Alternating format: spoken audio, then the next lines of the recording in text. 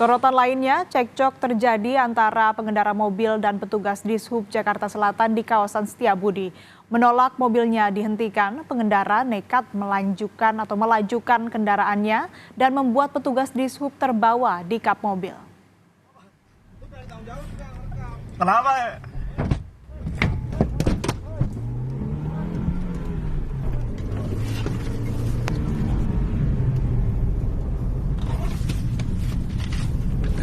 Peristiwa terjadi Rabu 3 Januari. Awalnya petugas Dishub Jakarta Selatan menghampiri pengendara mobil, meminta sopir keluar dari kendaraan. Tak terima dihentikan, pengendara mobil justru menginjak gas dan membuat petugas Dishub terbawa di kap mobil. Pengendara pun menyetir ugal-ugalan zigzag yang bisa membahayakan keselamatan petugas. Kenapa?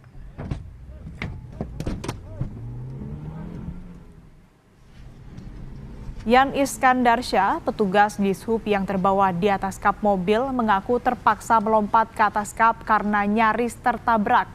Menurutnya, petugas berusaha menghentikan pengendara yang diduga mengacungkan jari tengah sambil memvideokan para petugas Dishub. Namun kasus ini berakhir damai secara kekeluargaan di Mapolsek Metro Setiabudi.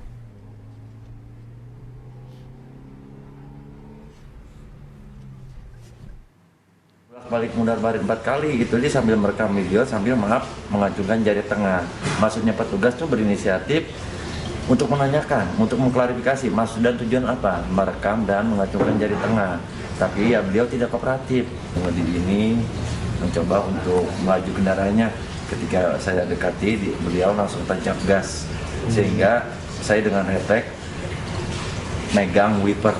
Saya loncat ke kendaraan tersebut, saya megang ke mobil Avanza tersebut, dia langsung tancap gas dan membawa kendaraannya itu dengan begitu cepat, lanjut zigzag dia. Kebetulan ada yang menolong kami, pengendara roda 2 juga, satu motor 2 orang. Beliaulah yang sudah menolong saya, akhirnya dia berhenti di Jalan Menteng dekat Masjid Sunda Kelapa. Menurut Kadishub DKI Jakarta, Syafrin Liputo, saat itu petugas Dishub sedang bertugas mengawasi parkir liar di kawasan Setiabudi. Namun pengendara mobil justru bolak-balik dan mengacungkan jari ke petugas Dishub.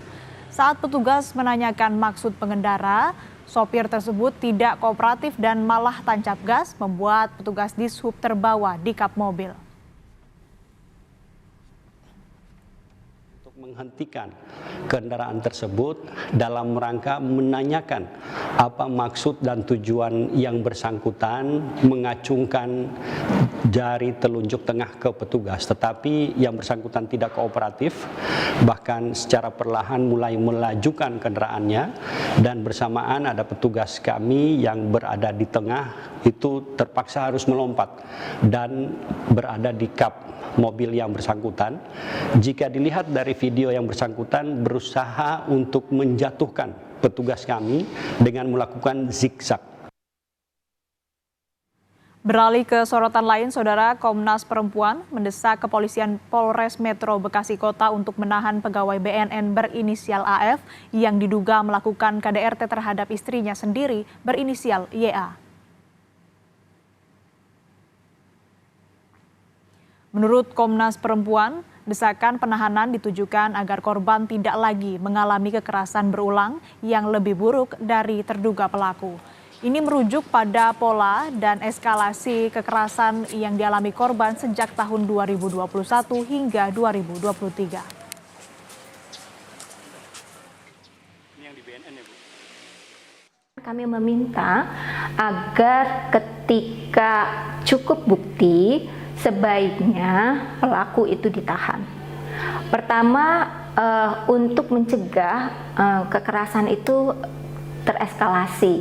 Terlebih misalnya jika korban dan pelaku masih tinggal di kediaman yang sama. Pilihannya adalah ditahan agar korban tidak mendapatkan kekerasan yang lebih buruk. Tindak KDRT yang dilakukan pegawai BNN berinisial AF terhadap sang istri YA jadi sorotan. Aksi KDRT terungkap setelah video rekaman KDRT tersebut beredar luas di media sosial. Sebelumnya tahun 2021, korban telah melaporkan KDRT yang dialaminya. Sempat rujuk dan memberikan kesempatan kepada suaminya. Namun korban kembali mendapatkan KDRT berulang.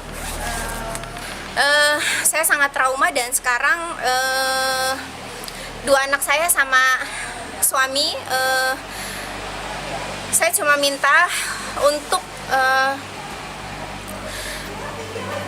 Komnas Perlindungan Anak dan Komnas Perempuan bantu saya dalam kasus ini, karena biar bagaimanapun sepertinya suami saya harus diperiksa deh kejiwaannya, karena dia sudah berani melakukan tindak KDRT di depan anak-anak. Usai gelar perkara, pemeriksaan saksi-saksi, serta hasil pemeriksaan forensik, polisi akhirnya menetapkan pegawai BNN pelaku KDRT terhadap istrinya sebagai tersangka. Namun, meski berstatus tersangka, pelaku tidak menjalani penahanan. Polisi menyebut tersangka tidak ditahan karena dinilai kooperatif. Nah, atas dasar ini korban meminta kepada penyidik untuk melanjutkan kembali perkaranya dan saat ini sudah ditetapkan sebagai tersangka. Jadi pertimbangan penyidik kenapa tidak dilakukan penangkapan, karena selama ini tersangka kooperatif. Penyidikan kasus KDRT ini masih terus diusut oleh penyidik Polres Metro Bekasi Kota. Rencananya, tersangka akan menjalani pemeriksaan Jumat 5 Januari di Mapolres Bekasi Kota. Tim Liputan Kompas TV.